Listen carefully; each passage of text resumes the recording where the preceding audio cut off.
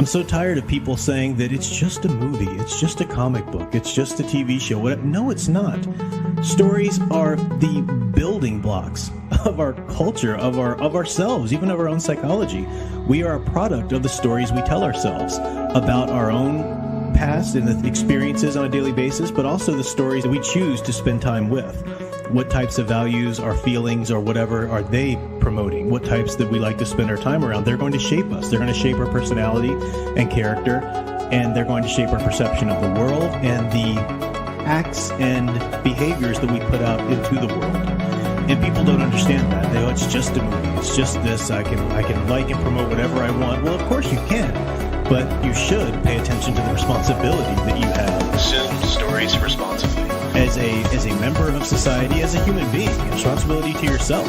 Consider the consequences. You need some balance. You need some certain criteria that is going to make sure you're promoting the right kind of works, or at least have thought through the type of work that this or that story is going to do in our culture, and then make your own decision whether or not that's something you want to support.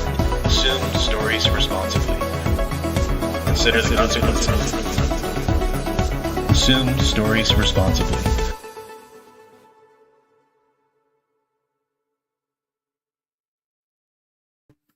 Hello everyone, I'm Professor Geek. Welcome back to the channel. I feel a little naked today because I can't find my wedding ring. I had it on and I took a nap and I woke up and it's gone. And I think I'd washed my hands and I think there was a little bit of moisture underneath it, and I think like maybe in my sleep I had pulled it up or something to get the moisture or something. I don't know. I can't find it. It's driving me crazy, so I'm a little distracted. But I don't know. I was going to wake up Sound Engraver to help me look, but she sets her alarm like right to the dead start of my stream. So I don't know. We'll find it in a little bit. But Sound Engraver and I are perfectly, wonderfully, blissfully, happily married just because I lost my stupid ring. We'll find it. But welcome to everybody here to another Office Hours stream. Got a few reviews tonight. We can talk about some things. See, Ghost Planet Max Inc. was here first. Welcome, welcome. Enzolo, Private Eye in Retrospectiva. Sound Engraver, of course, my dear Sound Engraver. Darth Enigma. Eldridge Fan. Eldridge Fan, I was laughing when I read your comment because that sounds like something I would do. Eldridge Fan said he read Supernatural Encounters, which is the big 3-volume tome. It's like the Silmarillion for the Star Wars Expanded Universe. And he said he got to the 3rd volume and he realized, wait a minute, there's a whole big chunk of endnotes there that I've been supposed to be reading throughout the whole part. So, yeah, I've done that before. Welcome, Imaginative Hobbyist. Ace Moic, Studio 96 Films, Guyvart. Good to see you, Guyvart. Haven't seen you in a while around. Haven't seen you around in a while. Stephen M. Imaginative Hobbyist says, and this is good, I like to see this, instead of going to see Captain America Brave New World, I read the Falcon miniseries by Jim Owsley. What a story. Be seen as problematic today, though. I'm sure it would. All the great stories are seen problematic today. Whatever. I was just, I like the Professor of Rock. I don't know if you know of his channel, but if you're a music guy like I am, somehow, I don't know, like, how... he must be related to somebody connected because he's able to get these interviews with just all kinds of musical artists from the 60s, 70s, 80s, and 90s. And his channel's really versatile, so I only listen to the videos that are relevant to the music that I like, because he likes, kind of everything. But he had a really interesting video the other day, big hits in their day, songs that were big hits in their day that would be seen as problematic today or wouldn't get airplay. And some of them were just ridiculous. I mean, some of them were kind of obvious, right? Some of the songs, Young Girl, Get Out of My Mind, My Love for You is Way Out of Line, Even though that song is about a girl who lied about her age and then suddenly finds out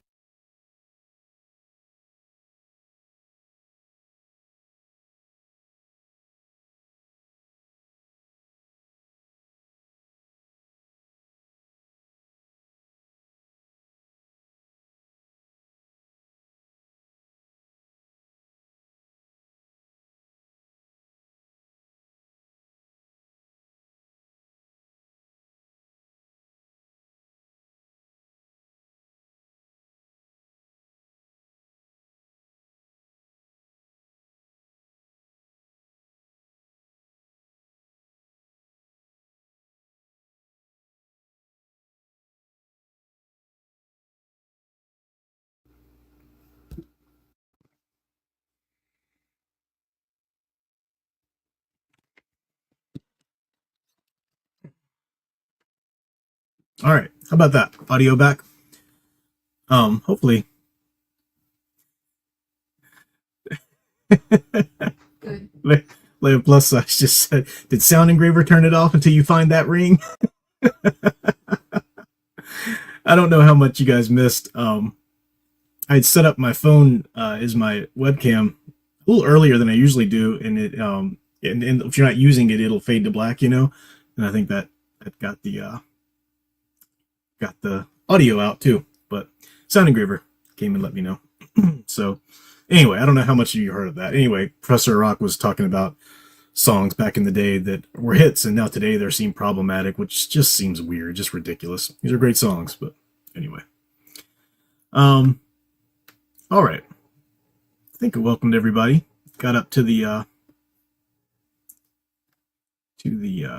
end of it here. So, what will I start with here? Oh, I do want to start with one thing. Last live stream, I did this book review, and I cut it out as a book review for Shelley, the great cyberpunk novel by Doug Brody. I just wanted to reiterate this. Super great novel, so much fun, really great. If you like science fiction at all, you really should read this, especially if you're into the cyberpunk elements. So much fun.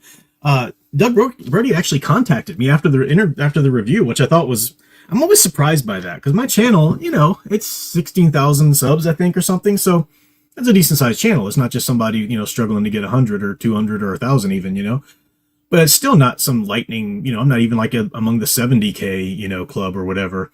So I never think of it as something that's going to be noticeable to people, but somehow, he found it, which was awesome. And he was really appreciative. He's like, oh, that's my first YouTube, review. And I didn't think about that, but that is, for authors who are indie authors, whether they're self-publishing or whether they're going through small house publishers, they don't have publicists. They do all this by themselves. I know, because I'm doing it myself with my short reads now. And reviews mean everything, right? In trying to get people to actually review your work, just even on Amazon, like an Amazon review, it is like pulling teeth. Because people, I'm talking about close friends. It is like pulling teeth. Oh, I'll get around to it. Having to sit down and write something. I think that's the problem. Having to sit down and write something is just, they'd rather loan you $15 or, $30 than have to sit down and write something, Well, anyway, he contacted me and he said thanks. He's actually sending me his first Ship series, the first novel of the Ship series. Because remember, he had a 3-part science fiction series called The Ship, or there were different subtitles or different parts of the title, but Ship is the big one. These alien series, very X-Files-esque it looks. So I'm going to read that and be reviewing that as well. But he pointed out too that I actually only had the link for the if you wanted an autographed copy of the book, which I did. But that's a little more pricey because you're going straight through the indie publisher to him and everything. And so he's signing it and sending it back to you and everything. So that's a little more pricey. But in the description below here, if you do want this, if you do want to pick up Shelley, which I just highly recommend, there's a link in the description of this video, the tiny URL there, which will take you, I think, just to like Amazon or something. So you can pick it up, decent price. But if you want the autograph copy, which is great, he's, he autographs them and everything. The link is for that too. So I will be, he's and he also confirmed for me the sequel to Shelley. Because remember, I was saying my only criticism of the novel was that where's more? It ends in a cool way. The novel's resolved, and I'm like, I want more from this universe. And he said the sequel's dropping this summer, actually. So he's going to come on my channel and I'll interview him about that when it's time to drop that. So that'll be cool. So just putting that back there for you all, just to remind you of that. The links are down there below. And what's it going to say? Oh. Al, my friend, you are the exception. Al is the exception. He will review something for you right away. All that, of course. Of course, my dear Sound Engraver. I've got people who do reviews, but in general, it is like pulling teeth to get a lot of people. But not Al. Al is a loyal. Al's right there for you all the time. So, yeah. Guyverse says, how would you self-publish a comic if it's possible? Oh, yeah, sure, it's possible. You can do that. You can, a lot of people do their campaigns, or you could just put it up on Amazon. A lot of comics start as web comics, which I don't really recommend because I don't know of anybody that really reads web comics all that much. Yeah, you'd have to front some money. That's why a lot of people do campaigns, crowdfunding campaigns to get the money, to front the money to print the books. There's probably places that do print on demand comic books now too, though. So you really have to, if you're going to self-publish, you have to either do a lot of work on your own or pay a lot of other people, because you got to wear so many different hats. Of course, you need it edited, you need it this and that, you need it formatted.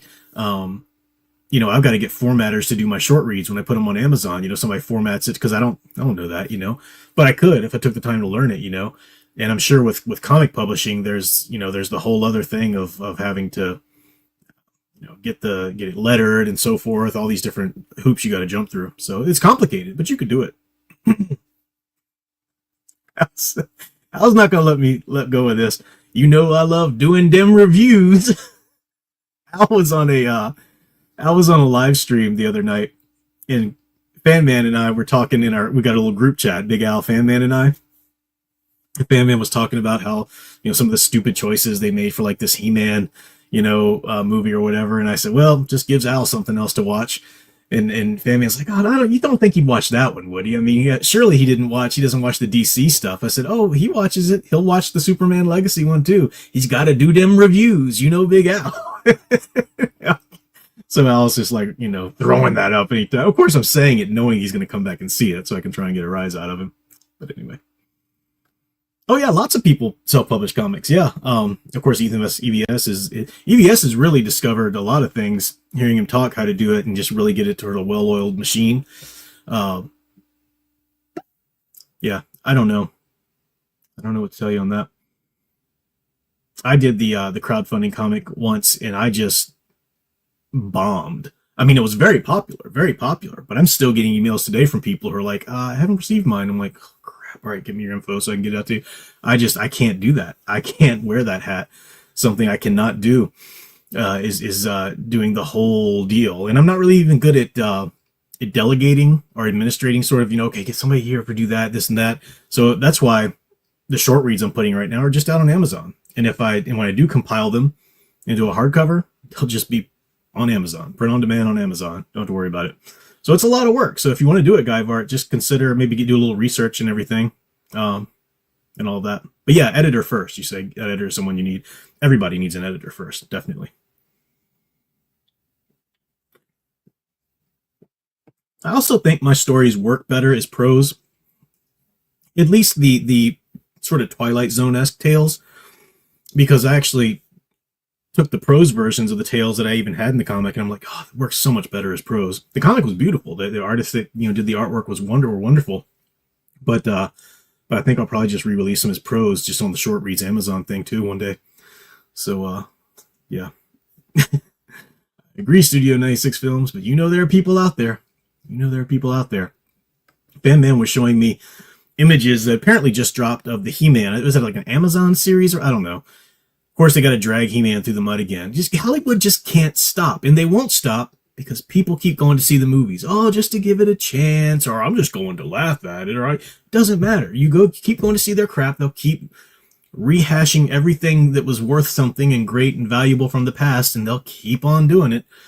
And it's just, but anyway, there's like these images of him in a pink button-down shirt, and the actor looks. I mean, I don't know anything about his acting. These are just still images, but he looks like He-Man. But he's in this like pink button-down shirt, and these like police officers are putting him in a car, and I'm like, what's he doing on Earth? Are they doing like the whole like 80s film thing again? And apparently not. Apparently this whole premise of this new He-Man thing is that he grows up on Earth, and then at some point, like in his 20s or something like that, he learns of his legacy and goes back to Eternia. Don't do He-Man then. If that's the story you want to tell, just don't do He-Man. That's so vastly different than even the 80s film. The 80s film was a great movie. It was a horrible adaptation of the Filmation cartoon, but it still was the true blue He-Man character. You knew that they were budget considerations and all of that. That's why they, shifted part of it to Earth, and, these kind of cross warping through planets and whatnot. And it worked, and you knew the budget issues or whatever. This is just stupid. Stop it, Hollywood. Stop it. Just stop. I don't ever want to see a beloved franchise of mine brought to the screen again for at least 20 years. At least 20 years. Thank God, and I mean this literally, thank you God that no one's moving on Stargate right now. And that every time they say they're going to move on Stargate, it never really happens. Thank you. As much as we would desperately love further stories in that universe, no, I don't trust anybody to do it well. I don't even trust the people who did it well back then to come back and do it well now. Just stop. Stop it. Anyway. Yes, I agree, Mark Baker. Although I do like the Masters of the Universe 80s film, though. I will say I like that. It's not, it's not the Filmation, but the character He-Man's still there. It's very Star Wars-esque in some ways, like those knockoff Star Wars movies, I think it had a lot of good stuff in it. But, yeah, Eldritch fan, if you're talking about the Skeletor, Frank Langella's Skeletor, so good. Actually, I saw it was that the movie we watched New Year's Day, Sound Engraver? She'd never seen it, and I showed her the 80s Masters of the Universe film, and we were talking about just the Skeletor makeup, and I love the fact that they put no contacts in his eyes. Those were his human eyes, which looks so much creepier. If you don't know what I'm talking about, look up Frank Langella Skeletor. So good. The makeup looked skull-like, but also weirdly like melted flesh-like, and it was all white, and it's skull-like, but then you get those dark, piercing human eyes, which was just so much creepier than if they blacked it out or tried to put some sort of color contacts in or something. Yeah, it was great. All right.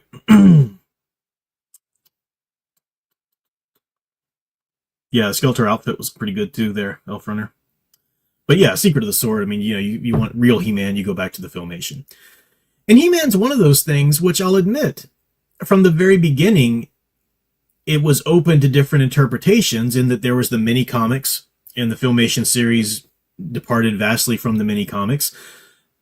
And then there have been comics and the film version and so forth. So you might say, well, yeah, but what's the problem? I mean, something like that can always have iterations. Yeah, but most people know He-Man who love He-Man from the Filmation cartoon. Yeah, you get into a connoisseur or somebody, well, I remember reading the mini comics and I was so mad when the cartoon came out. Well, good for you and two other people that agree with you on that. Most people love the Filmation series. So if you're going to bring it back in any kind of way, especially if you're trying to play all these little Easter egg nods to the series, oh, he's in a pink shirt, just like Prince Adam. Oh, the sword looks like the one from Filmation. Stop it. Don't even make those little nods if you're just going to wreck the story and take it in a completely different place. I don't want your little Easter egg nods. Just stop it. Anyway. Off on a tangent, right off the bat. Got more tangents to come. Let me get to a review or two first, though. And I'll give you my tangent about the dying art of writing.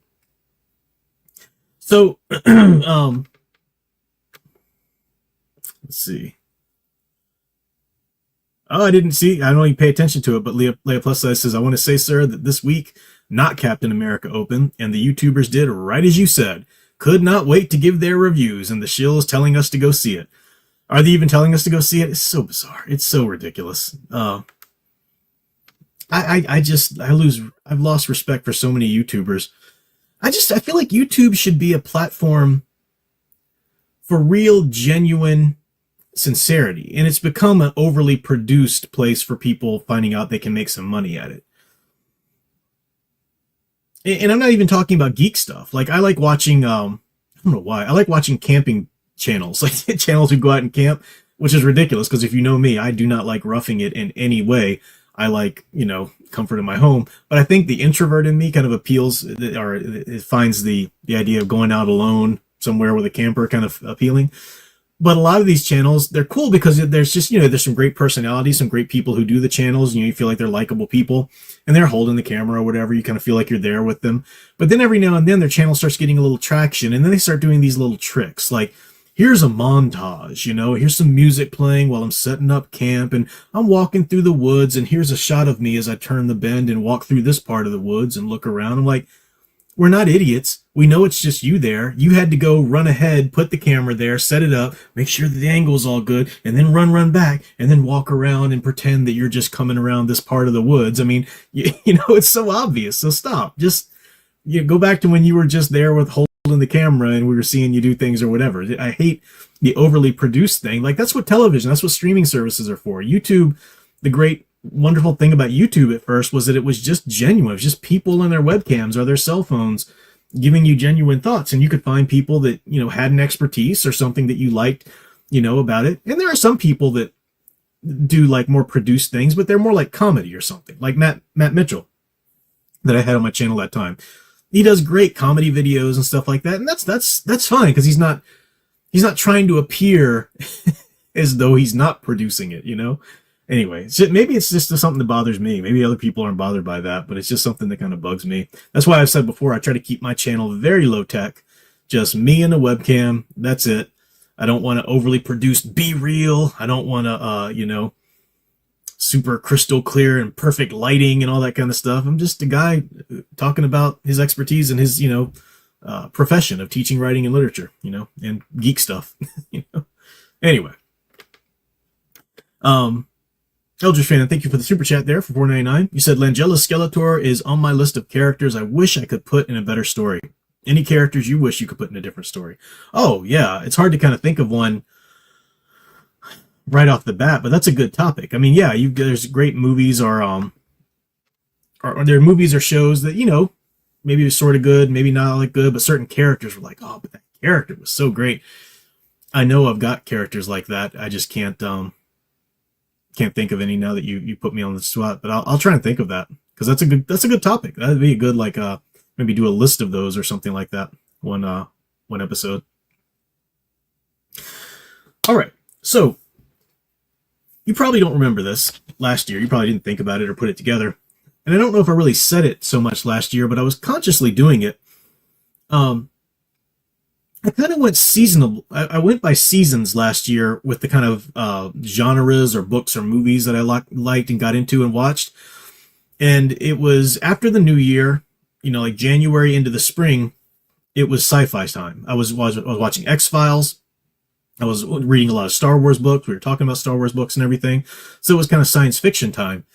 I was playing some of the Star Wars games again. Then right around the time summer hit, or close to summer, maybe after Easter, I started to get into Westerns. You guys will remember, if you watch my channel for any length of time, I was talking about a lot of great classic Westerns and the archetype of the frontiersman and stuff and going into that. Then around the 4th of July, I always like to go read some great fiction of the colonial America or revolutionary American times history. I just like that kind of thing. I was playing the Assassin's Creed 3 again, and all of that. And then, of course, you remember when August, September, whatever hit, I was starting my monster archetype series, and we carried that for a few seasons there, and that was great. And then we started looking at some Christmas stuff or whatever after that. Well, I liked doing that. It was kind of fun. So I'm so far, as long as I still maintain the interest, I'm going back and doing that again this year. I had actually stopped watching the X-Files. I mean, I'd seen X-Files episodes back in the day. I knew it, I liked it, but I never really followed it, So that's what I started last year. I started just from episode 1, season 1, and just, going in order, everything. And I stopped at a certain point when I was, doing the Westerns or the monster stuff. So I went back to that just this in January, actually. I started going back to the X-Files. I like to go in order, though. So I found it because there are novels written, there's movies and everything that came out. So I found a good trusted source where you can watch all the episodes in order. And I read the novels. I just finished this week. I don't have a hard copy because I just listened to it on Audible. But Kevin J. Anderson, as far as all the X-Files novels I've read thus far, his are my favorite. And I just read the last novel that he wrote called Antibodies. That is a great X-Files novel. If you guys are X-Files fans at all, even if it's been ages since you watched it, maybe you didn't watch it all the way, you could still go back and read this novel. You can read most of the novels just with the knowledge that, yeah, they're in the FBI, they handle the X-Files cases, you pretty much know what you need to know for that. But Kevin J. Anderson is such a great writer. I've always loved his Star Wars stuff. I have an autographed author's copy that he sold on his website that I bought from him. It was the proof copy that the publisher sent him, to check over one last time, of his Batman and Superman Enemies and Allies, which is awesome. He signed it and everything. That was really cool. But I've always liked his writing, and his X-Files stuff is just really great. This one book, Antibodies, though, it just really kind of takes it to a new level. It's got some really cool plot stuff in it. I'm trying to think what I loved so much about it. It reminded me a little bit, probably nobody here will know what I'm talking about on this, but if you remember the old Sunday night Disney films, Disney movies they used to have on TV, the Sunday Night at the Movie, or I forgot what it was called, Disney Sunday Night Movie or something like that. I remember seeing one movie that they did on there. It was Scott Bakula was in it. It was called I-Man. And it was actually, you could see that it was an attempt to start a series. It was like a made-for-television movie that they were hoping would spawn a series, but it never did. But I-Man stood for Indestructible Man. And it was this really cool story. Scott Bakula, his son, and their dog, they're trying to help this trucker who's like gone off the road, but he had this like toxic something in the back, and they're trying to reach the guy, but they smell these fumes or whatever. And I forget all the little ins and outs, but it makes their cells like reconstruct and repair themselves, so they're basically indestructible. And it was a cool story. It was a neat little movie. If anybody ever saw I-Man, let me know, because I'd be shocked if anybody else ever saw it. But I love we taped it, of course. I would always tape the Sunday Night Disney movie and watch it throughout the week, because there were a lot of good stuff back then. And Scott Bakula, that's my first exposure to Scott Bakula, actually, because I think that was even before Quantum Leap. So a lot of elements. I would be shocked if Kevin J. Anderson didn't have some elements of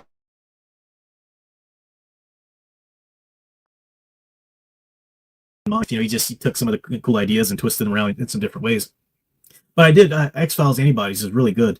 So if you're into X-Files or you're looking for a good movie like that or whatever, definitely Antibodies is a great one.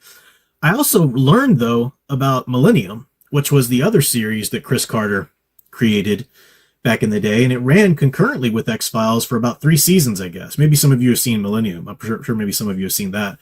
I found the first season on the Internet Archives. Somebody uploaded the entire DVD first season on Internet Archives, and I've been watching it through there. I'm about 6 episodes in now, and it's blowing my mind. It's so good. I've heard some people say it gets a little weird or something, maybe on season 2 or something. But yeah, there's the sister show, Millennium, with starring Lance Henriksen, and it's so good. It's really well written. It's much darker than X-Files. Very dark subject matter in terms of the villains, the murderers and whatnot that they're going after, and it's starting to get into the supernatural stuff a little bit. But it's the character Frank Black is he sees into the mind of the villains, and he sees into the mind of the depravity of these murderers and everything, and that's what helps him. It's still waiting. Is it more psychic? Is it more, what is it? There's supernatural elements you see slowly being revealed, but I'm still getting through the first season, But it's so he's dealing with that, being having to see into the depravity of these people, and yet he's a truly good person. He's wanting to stop these people. He's wanting to save lives. That's who he is. He's wanting to protect his wife and his little daughter, and but you can also see how it scarred him. I mean, Lance Henriksen plays it so well, just very, very stoic, and it's really great. It's a great series. So I've been having to catch up on that a little bit to get to the point where I am in X-Files right now. So I'm just kind of going through the first season and a half or so right now of that. 2 seasons, I think I need to watch of that before, or maybe I forget. Maybe it's just into the second season. I need to consult my list again. But so that's some of the stuff I've been watching and reading. I also just read, I've shown this on the channel before, that I acquired them, but I never read them yet. But the Star Wars Dark Forces novels. Of course, if you know Dark Forces, it was a PS1 and PC game, I think, when it first came out. And it was a really kind of pivotal game for gaming, especially if you're into first-person shooters. It was a big deal. So I don't like first-person shooters, though, as I've told you. I just don't get into first-person shooters. I don't like. It doesn't feel fun to me. I'm not getting into the character. I feel like my somebody put a box over my head, and that's what I'm having to play through or whatever. I did try playing it, because the novel I read the novel, it's amazing. I'm going to tell you about this in a second. But it gives you the backstory of Kyle Katarn, his father, and all of that stuff. And it covers the first mission of the Dark Forces game, which, of course, is when Kyle Katarn goes to get the plans to the Death Star, which is what opens up New Hope. But the game goes into further missions and kind of plays through, Kyle Katarn's life a little bit. So I wanted to experience that part of the story, too. So I read this first. And then I started playing Dark Forces, and I was like on mission 6. I mean, I was getting it done, but I told Sound Engraver, I was like, I'm just not having fun. it feels like work having to do this. It's just not fun. So I just went and watched somebody do a game playthrough, so I could get the whole story and the cutscenes, and it's really good. The story's awesome. It's really great. I'm just started reading the second. This is Soldier for the Empire. The second one is Rebel Agent, I believe. There are 3 of these. And the second 2, the one I'm reading now and the one after that, together they cover the second game, except for the Sith DLC or whatever, or expansion pack rather. But it's good stuff. It fills in so many more gaps. You get more of the backstory of Kyle Katarn. It's really great. Now, Kyle Katarn's shown with a lightsaber here. He didn't have a lightsaber at any point, even in all of Dark Forces, the first game or whatever. It's much later that, he tries to act on his connection to the Force and so forth. But wonderful art. Every maybe 10 or so pages, there's a great painting and nice art style. A quick read too, if you just, it's a big hardcover book, and you see it's not that thick, but you get a lot of great stuff in it. And Dark Forces Soldier for the Empire, it's written by William Dietz, and illustrator is Dean Williams, and I think these two did all the books there. But I like it. The only thing that's a little weird, you see it more in the second book than you do in this first book, but when they get to the Dark Jedi, Vader and Palpatine have, certain, what do they call them now? The Inquisitors or whatever. But certain Dark Jedi, fallen Jedi, people that, they've twisted to kind of serve their means. So like, Jarek, the villain from the game, is a Dark Jedi. I would call him a Sith or at least a Dark Jedi, but sometimes the game just calls them Jedi. And I'm like, no, the Jedi are the good guys. You can't just say Jedi for Jarek. He's a bad guy. He's a Dark Jedi or a fallen Jedi. You gotta be a little more, specific. So that's my only critique of it. But so far they're great. The first one was good. Even if you're not interested in the games at all, I would still recommend reading the first one, Soldier for the Empire, just to get the story of really, in terms of the Star Wars EU, who were the rebels that went to get the Death Star plans? How did that happen? It's not, what's that horrible Disney movie that everybody thinks, well, that was actually good? The Rogue One or something like that? Yeah. No. Because Rogue One stole up and down from the Kyle Katarn story. The main character, Urso, or whatever her name is, she's based on Jan Ors from the Urso is based on Jan Ors from the Soldier for the Empire, from the Dark Forces games. So it really is the real stories there, and it's good. It's worth reading. So I definitely recommend it if you're into Star Wars stuff.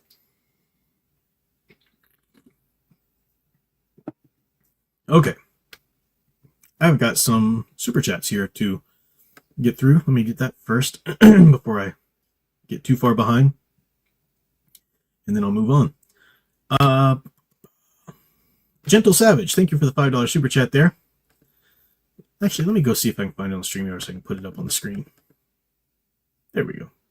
Actually, no, I'm sorry. First, it was Cody Jones. I missed Cody Jones' super chat first. Let me double check and make sure that was the one. Yeah. All right, Cody Jones, thank you for the super chat. So the dying arts can link to the lack of creativity. You're right. And maybe I'll go ahead and talk about the dying art of writing here in a second before I do the other review I've got. But you're right. You're absolutely right. Gentle Savage, thank you so much for the super chat there. Said, yo, Prof, have you ever read any of Ed Brubaker or Mike Grell's work comics? Yes.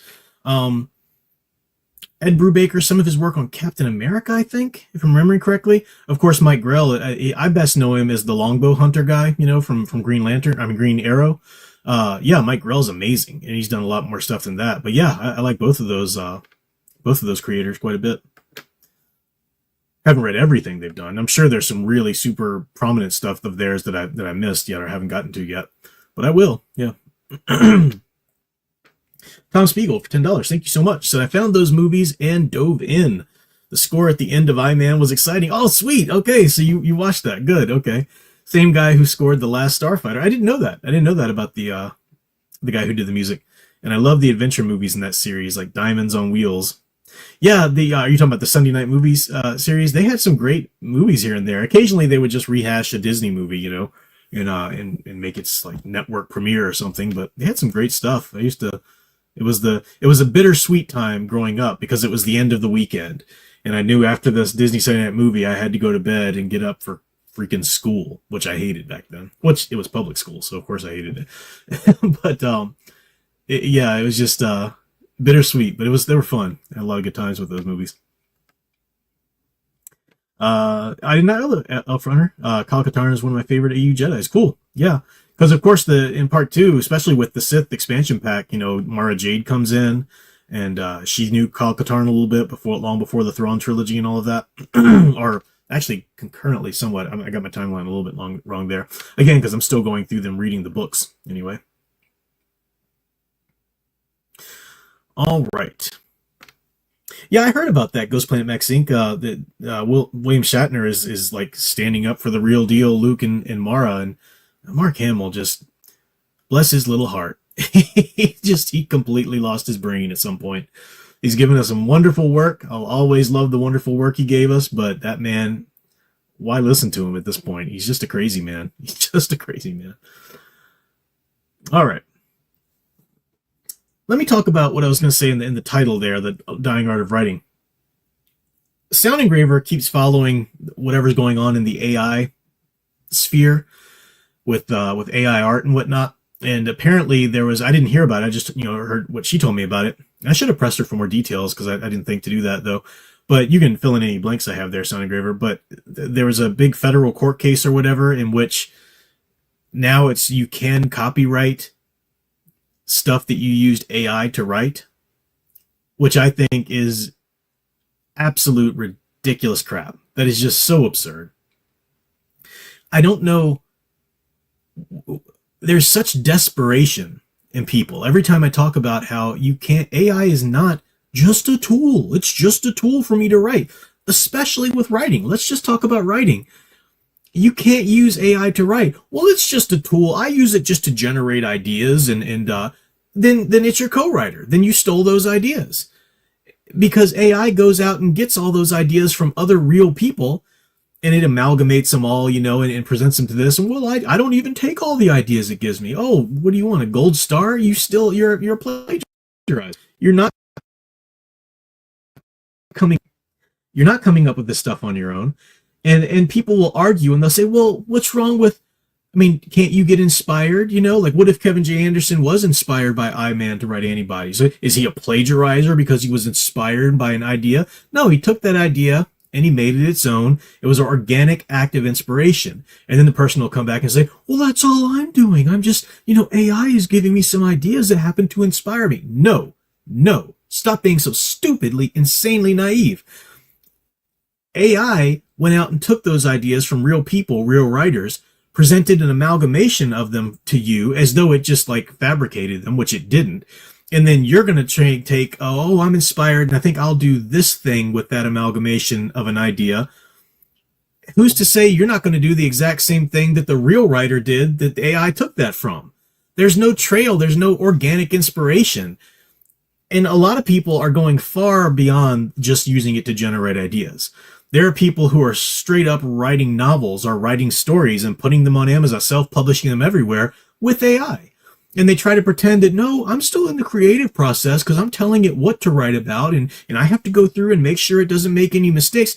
Then you're an editor. That's the editor's job. Editors can sometimes have a great idea and hire. The writing is the actual work of putting the language on the screen, constructing the sentence, making the prose flow. And that is what I'm saying is an absolute dying art. With the prevalence of AI and the way that everybody's just falling all over themselves to try and defend this absurd way to create art, writing, they're not writing. They're not worrying about how to string together sentences anymore. They just let AI do that. There's this ridiculous notion, well, I've got the ideas, so I'm still in the creative process. It's still mine. I got the idea. No, the writing is the one word after another. It's the sentence construction. It's the flow of the prose. It's making sure you have strong verbs. It's making sure you have a variety of sentence types and sentence lengths. It's making sure that the prose style serves the content of the story as well. There's a great art that it takes a long amount of years to really work on and get that and get that well. And we're seeing that completely die off. And it's so funny to me too, because so many people that you see on the internet trying to defend this, they tend to be also people who would be more conservative politically. Not everybody, but I see a lot of people who are, against, government, this and that, and yet they want their AI, boy, they want their AI. And it's like, aren't you just basically being a socialist with writing? Well, it's a great equalizer. It levels the playing field. Weren't you just a second ago saying yay for meritocracy? Let's get rid of DEI and have meritocracy, and you actually have to earn this and that. But over here, once it comes to the hard work of writing, well, I wouldn't be able to do this if it wasn't for AI. Then guess what? You shouldn't do it. You shouldn't do it. I don't ever want to read anything from you if you couldn't have written it without, well, first of all, I'm not going to read it if you used AI anyway. But if you couldn't have gotten this book out without AI, then you don't deserve to get the book out. I'm just dropping hard truth. Now, the world doesn't care what I say. The world's moving beyond me, and that's what everybody's going to, AI for everything. And it's a slippery slope, because so many people are like, well, if you just use it as a tool and just to get into it a little bit, that's okay. No, it's not. It's downhill. It's kind of like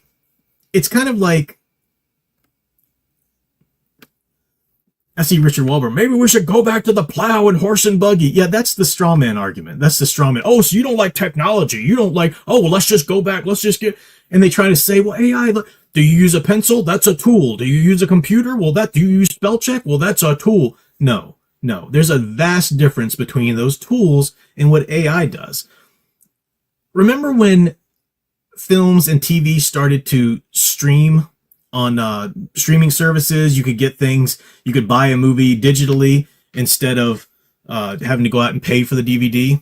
And there were people back then, I remember, saying, this is going to herald the, an end, or at least a real thinning of physical media in general. And people scoffed, oh, that's silly, that's ridiculous. Physical media is not going anywhere. We still got this. And what's happened? I mean, physical media, thank goodness, hasn't disappeared, but it's become a very niche collector's thing. So many, it's unheard of that all these companies and stores, and they're just not going to sell physical media anymore, because people just went to the digital thing. What about animation? Remember when they first started doing computer animation? I think Toy Story was like the big one, and they were doing it before then. And people were saying, well, it looks good, but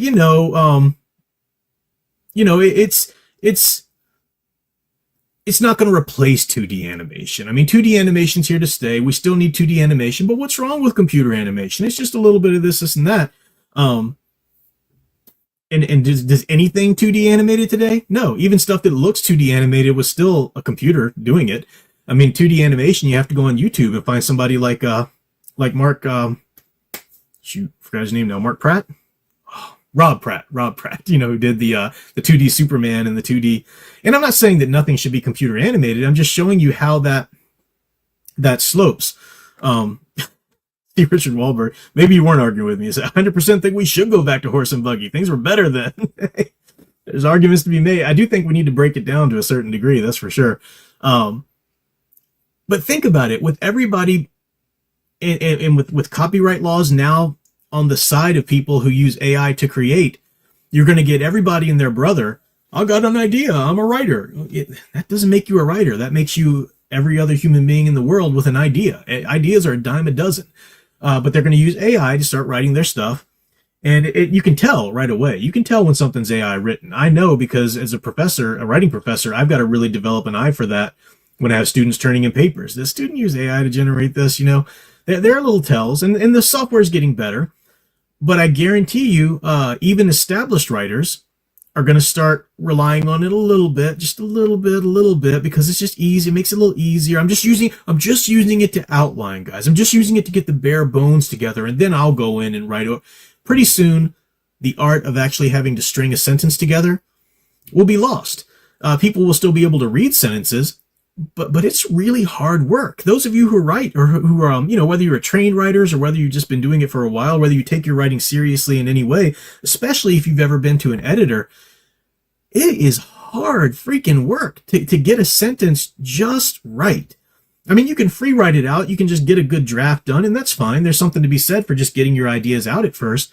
But going back and making sure that the sentence structures and that the prose is really flowing well, that's an art. That's something that people go to school for. That's something that is an acquired skill that takes a long time. And I'm just calling you right now, that skill is going to be out the window. It's going to be such a niche skill one day, somebody that can write. It's already that to a large degree.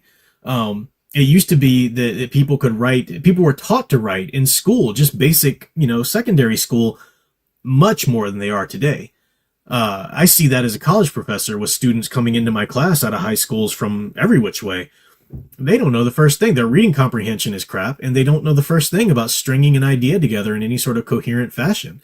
It's and that's going to go even farther. The art of actually writing language, writing out the prose is it's got an expiration date. It's just going to be a few of us who still can do that. AI is going to take it over, and the way people are just desperate to be able to cut those corners to get them books out is just absurd. It's just so sad to see. I don't know. That's all I got to say about that. I could go off on it forever. But anyway. So you guys chatting to each other there for a second. Leia Plus Size says, you mentioned He-Man movie at the start. You think today's writers just don't know how to write fantasy as to why they want a man on Earth? I think so. That's a good point. When you write something in a fantasy world, there's a lot of work to writing fantasy. I mean, you guys we're all science fiction or fantasy fans of some sort, so we all know that there's real work to world building, especially in doing world building in a way that doesn't just seem like an info dump, that actually weaves the story in and keeps the readers engaged and so forth. That's real work. And Hollywood always likes to play down to the lowest common denominator, right? They want the widest audience possible, so we'll make the character called He-Man, so that'll get all the He-Man people on board, but then we'll set it here so all the normies can come too. And that doesn't serve the character or the stories at all. Elfrenner says, that's what I'm afraid of, when AI writes all our books and makes all our movies. And it's coming. But they won't say that's what's happening. No. I'm the creative process behind it because I told it what to do. You're not. It's you can go on Amazon right now and find books, especially like children's books, because there's this whole hustle for people trying to make money with Amazon books. And it's one thing if you're just designing a journal and putting it up there, or maybe, as I've said before, designing a crosswords, and you've got the algorithm, so you can tell AI to put together, because that's just programming. That's like using spreadsheet or something, to put together a crossword puzzle book. But when it comes to actual stories, they're actually using it for that. And AI art is atrocious. You can always tell when something's been AI generated. It just, even if it's good, even if it's, done well, it just still has that look about it. It lacks a soul, I'm not saying you'll never fool me with something here and there, an image, but especially with writing. Think about writing. Writing is the real communication of the soul. It's a communication of your thoughts and ideas. And you're going to let an automated, an artificial intelligence that doesn't have a soul do that? The world's, for all the great things that are happening today, a lot of dark things are happening too. So. It does. It makes you complacent, Final Fantasy fan. I agree. All right. So I think I did my little rant about that. Just wanted to talk about that. It was some sort of topic to talk about tonight, but I don't really follow it much. But Sound Engraver keeps the tabs on it because it bothers her too, and she tells me about it. I'm like, man, this stinks. That's so ridiculous, and on. So let me move on to my last review here, to make sure I get it in before my time expires here. I've been going through, as I said, the Legends of the Dark Knight. I don't have another installment of that this time because I said at some point, Legends of the Dark Knight, I know the recap I say every week, but it was a run started in the 90s after the enormous success of Batman 89, and they wanted more Batman titles to sell because Batman was very popular, but a lot of new people were coming into comic shops, new to comics, wanting to find out what to read. And of course, the comic owners are going to push graphic novels on here, read Dark Knight Returns or read this, that. But if they wanted to read an ongoing title, it's oftentimes, especially if you're not used to comics or not used to superhero universes, it's kind of difficult to jump right into a continuity. And they were already well within, the post-crisis continuity in the 90s with both the Batman title and Detective Comics title. So they started Legends of the Dark Knight, which, as I've said before, it was supposed to be all sort of self-contained stories that happened earlier on in Batman's career, first few years tops, and no real big crossovers, so you didn't have to understand lots of things about the DC universe to follow the stories. And they were great. I've been reviewing them every now and then. A story arc will come by that I'm not crazy about, but it was pretty good. Now, in 1992, they knew that Batman Returns was going to be released. So DC got ahead of the game a little bit this time. They released Legends of the Dark Knight like a year later or so after the 1989 boom because they weren't prepared. No one was prepared for how well Batman 89 was going to do, and what a craze it was going to create in Batmania everywhere. So when they knew that Batman Returns was coming out, they went ahead and greenlit another title, another run called Shadow of the Bat. And this ran for maybe about 10 years, if I'm not mistaken.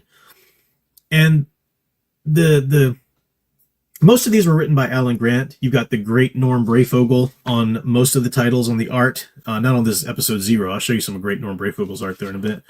But the point behind the Shadow of the Bat run is that they want to try to go back more into the psychology of the characters in Batman's world. Now, this was contemporary for the time in terms of continuity. So you'll see Tim Drake's Robin show up. If Dick Grayson shows up, he's Nightwing. So it is in sort of the contemporary times of that day continuity, Batman continuity in general. And I love that era anyway. I love the Tim Drake Robin era. No nonsense, no Red Robin crap, no Damian Wayne isn't even, an idea yet, his torpy little self. So I like this. It's even before the Red Hood comes back, and Jason Todd. And the Shadow of the Bat series, I read I read quite a few of the issues back in the day. I would have been like 12. And I remember enjoying parts of them, but I really didn't know what I enjoyed about them. And so going back through them now is a lot of fun. I'm just going to cover the first 5 issues, counting episode 0, or issue 0. The issue 0 is a self-contained issue, and it's fine. It's not amazingly wonderful, great story, but it's good. It serves its purpose. It's sort of giving the background of Batman's origin story, but sort of the psychology behind that. It does a weird thing in where it kind of situates itself in the narrative time as though it's Batman's much older. And it's got by the end, you realize that Alfred has long since retired and it's just Bruce Wayne alone in the mansion. And I'm like, I don't like that. Alfred would never just retire and leave Bruce. I mean, he might have to be in a wheelchair or might not be able to do the work he does, but he would never just leave Bruce. But it's a fine opening to the title. It's just sort of, let's just get the baseline. This is sort of the psychological bent that we're going to look at, but it's really nothing to write home about, big time. But this was written by Alan Grant too. And that was fine. Episode 0, whatever, breaks us into the series. But then there's the 4-part series, or a 4-part arc, called Batman Shadow of the Bat, The Last Arkham. And this is a really cool story. 4 parts here. The covers are kind of funny. Are kind of, not funny.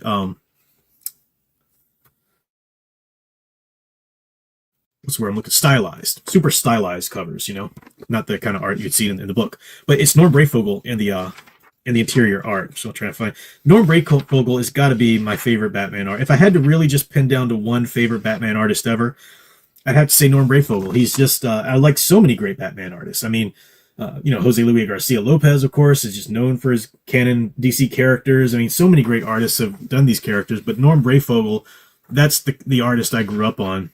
Reading these characters, and it's just so brilliant. Of course, I hate the fact that Nightwing for a time had that weird little rat tail ponytail. It's just so weird, but anyway, it's a really cool story. Now, I'll say this about it: it gets dark because it's going into the psychology of these characters. And here's Brayfogle. Brayfogle always had the tall ears too, which I think is so important to Batman. I hate it when there's designs that have the short little nub ears. It shouldn't look like a helmet. It should look like a bat. It's a cowl. It should look like a bat, But, Dark Knight Returns had come out in the 80s. And I remember reading that as a kid when I was getting into Batman right around 89 there, so 9 or 10 or whatever. And I understood that it was an Elseworlds tale, so I could accept it as that. I knew it wasn't the real Batman, quote unquote. You know, it was an Elseworlds tale. But of course, everybody tried to make Batman so much darker after that, and it was just dumb. I mean, the book wasn't even all that great, and people just touted it as like the greatest turning point bastion of Batman. I'm like, no. I mean, have you seen the art? Frank Miller draws like a 5-year-old. First of all, story-wise, it's an interesting Elseworlds tale. That's good. That's good, and that's enough, and that's all. But what I like about the 90s era of Batman, so whether we're looking at any of the titles, Batman, Detective Comics, Legends of the Dark Knight, Shadow of the Bat, what I love about that era of Batman is that it got as dark as you could get without crossing the line. And this story is a perfect example. So I'm going to spoil just a little bit of the first issue for you, but it's a 4-issue arc. I do recommend checking it out. The Last Arkham, Shadow of the Bat, Last Arkham. The premise at the very beginning, you find that Jeremiah Arkham, the nephew, I think, of Amadeus Arkham, who opens Arkham Asylum, and of course Amadeus Arkham, that's canon across a lot of different places, that he's the one who went insane. He opened the asylum, but then went insane himself, trying to kill people and stuff like that, at least the villains. So Jeremiah Arkham, his nephew, comes in and wants to redo the whole asylum, even remodel it, and bring in a lot of his new views of treatment and all of this stuff. Victor Zsasz, this is actually the first comic appearance of Victor Zsasz, is in this 4-issue arc run. A lot of people don't know that, but Shadow of the Bat, Victor Zsasz came about in the 90s from this run here. And a wonderful character, but a super dark character, right? I mean, from the Arkham games, if you've at least played those, he's the serial killer who wants to make a mark on his body after all of his villains. So he's got all these tally scars all over him and everything. And he's twisted. He's sick and twisted. And he's there's no method to his madness. He just will kill anybody because he thinks that he's relieving them of the burden of existence and so forth. He's dark. He's twisted. He's terrifying. And so you can have dark villains. There's even a part in here where you see Batman. He sees some of these villains. There's this little girl whose father had been abusing her, and he's trying to help the little girl, and somebody murders her family, and he's just really upset. He's righteously indignant, for the state of things and this little girl and so forth. So you see him being kind of brusque. He's a little like abrupt with Jim Gordon even, and they go to the asylum because Zsasz is in the asylum, but this style of killing really looks like Zsasz's style, so they want to make sure he's there. Batman is like snapping at police and all this stuff, and then this detective makes a joke about something, one of the murders they see, and Batman just goes off and just like hauls off and punches him and is on top of him and is like beating him. And they pull Batman off of him, and they realize that the detective has no pulse, so Batman's just killed this detective.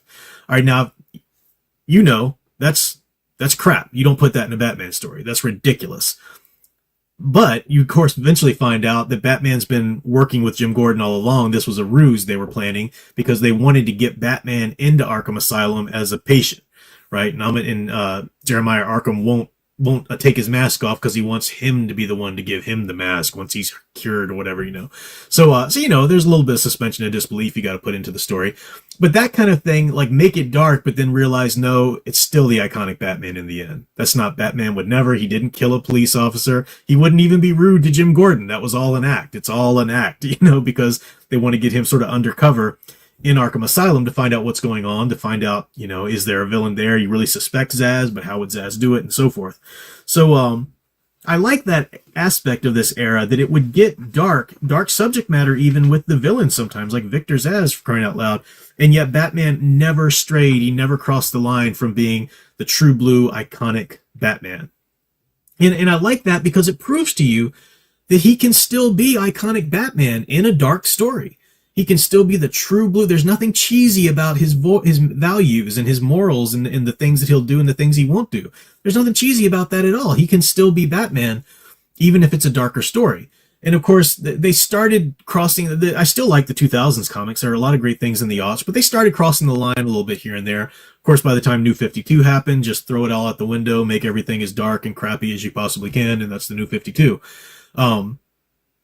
To say nothing of Tom King's garbage with the Rebirth thing. But anyway, so I like this era because it proves that. And this run, The Shadow of the Bat. Now I haven't read every single issue back in the day. I'm going to go through them now in order. But this first 4-arc issue, The Last Arkham, check it out. If you want to see a great example of how a story can be a dark Batman story, dark enough to appease any of the Batman should be in dark, but he doesn't. He doesn't have to be insane. He doesn't have to kill people. Stop it with that nonsense. Love the ads too. Like I said, it just takes me back in the day. There's the ads for Batman Returns that was coming out. There are video game ads in here, ads for different comic lines that they were trying to go, like the Eclipso. What's the other comics? Different comic runs. Thunderbolt, was that the name? Cool World. I remember when Cool World came out, I was like, that looks so cool. You know, my 12-year-old hormones and everything. But all of that stuff just takes me right back to that time. I love that era. So anyway, I definitely recommend The Last Arkham from The Shadow of the Bat. It's the first multi-issue story arc from that line. And you can pick them up. I mean, these were at my local comic shop for 99 cents a piece. Now, I have a lot of the issues already. Some of them I lost over the years, but I have a lot of them too, so I'm able to kind of supplement here and there. But if, you know, these back issues, these aren't like trying to find something from the 60s or something. It's just the 90s. And for most of the time, you can go into any comic shop with long boxes and find them very cheaply and get a whole wonderful run. And boom, right there. So I recommend it. All right. I have talked and talked and talked. I'm kind of wiped out. But let me see what the chat's been doing here for a few before I just wrap up and go do. Cody Jones was popping out. Sorry to see you go there, but thanks for hanging out. Yeah, I miss 2D animation too, Mark Baker. I really do. I'm not against computer animated if it's done well, but it's all you see now. Man, good 2D animation. There's such a charm to 2D animation too. If I'm watching old episodes of Space Ghost, you know, from the Hanna-Barbera era, you know, and or the Thundar the Barbarian, you know, or something like that from Filmation, there's a real charm, you know, or watching Scooby-Doo episodes or whatever. That 2D, you can just, a human being drew that, and there's just there's a magical aspect to it. It's a otherworldly. It kind of sucks you into a different world in a lot of ways. Where computer animation, there's still an art to it, but everything's uniform. One of the things I thought was so weird, even back in the day when Toy Story first came out, is how you could see the textures on every piece of plastic, you know, and it really prided itself on going into super detail. But that kind of detail is just ultimately a program. I mean, somebody guided it. It's not AI yet, you know. We're still just you're using computers to make that, but it was a program that did that. It wasn't a real person, you know, in terms of the actual lines on the screen or whatever. So that, yeah, 2D art, you can't go wrong with it. I definitely wish it would get a renaissance of some sort. I really do.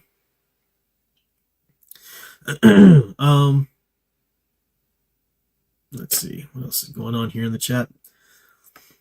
Studio 96 Films said Tim Burton actually was gonna and actually did cast Marlon Wayans as Robbie. Yep. They even filmed some scenes before he got cut. Yeah, he still gets money to this day, I think.